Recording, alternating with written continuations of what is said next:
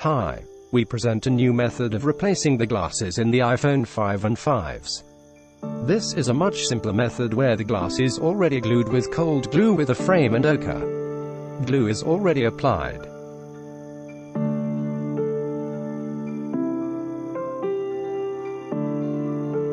After separating the display and thoroughly cleaning it,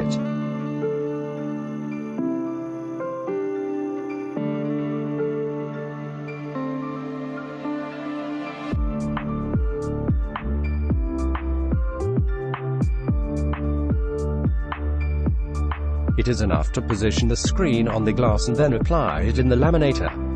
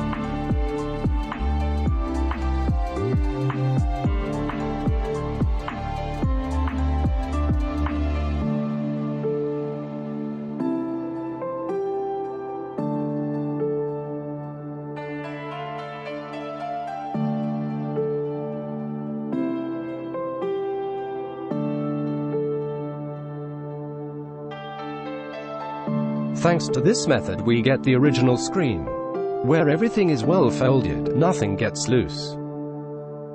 We save a lot of time and money. You can buy such glasses at our auctions.